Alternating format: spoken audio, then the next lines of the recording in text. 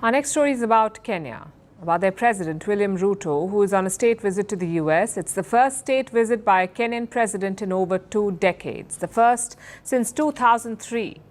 It's also the first time in 16 years that an African leader is on a US state visit. So it is quite significant, but that's not what it's making news for.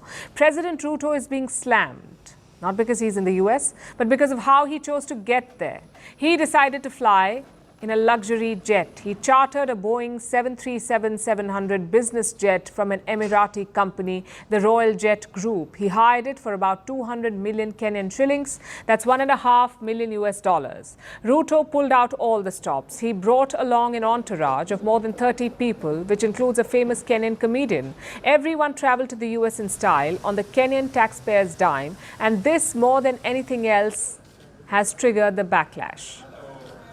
Now, some of you may wonder, what is the big deal here? After all, world leaders travel all the time. It's part of the job description. They need to travel to build relations and to negotiate trade deals. In the long run, the trip should more than pay for itself. And all of this may be true. And it's exactly what Ruto is using as his defense. But that has not helped quell public anger. Why? Because of Ruto's policies. He's been tough on Kenyan taxpayers. He became president in 2022 and he has been increasing taxes ever since. Ruto has increased the tax rate on salaries. He has doubled the sales tax on fuel. He has introduced a housing levy, a hospital insurance levy, and a turnover tax on small businesses. If it moves, Ruto taxes it. All in the name of fiscal responsibility. Kenya has a mountain of national debt. It was worth over $51 billion as of last December. Ruto had pledged to fix this. That is why he keeps raising taxes. And obviously, this is not a popular move. It puts an added burden on Kenyan citizens who are already struggling with the cost of living crisis and the rising cost of essential food items. In this situation, imagine hearing that your president is flying around in an Emirati jet. The same president who's been raising your taxes, who's been preaching austerity. That same president is taking more than 30 people, including a comedian, to the US. So you can see why the Kenyan people are angry.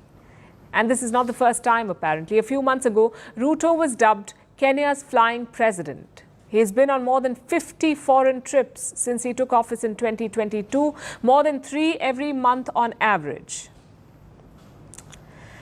In the year up to July 2023, he'd spent about $9.2 million US on travel, both domestic and international, 9.2 million. Now, this latest US trip alone will cost Kenya $1.5 million. For all the talk about austerity, Ruto's expenses just seem to be growing. So to calm the public down, he needs to have something to show for all of this, which is why this US trip needs to bear fruit. Ruto will have his official meeting with Joe Biden tomorrow. They're supposed to discuss a number of issues ranging from troop deployments in Haiti to extending a free trade agreement. Kenya's trade minister says that they have prepared more than 30 bankable projects. They're worth over $20 billion. Ruto will pitch these to American investors. If he can land a big deal, people may forget about the luxury jet. If not, he could be in trouble.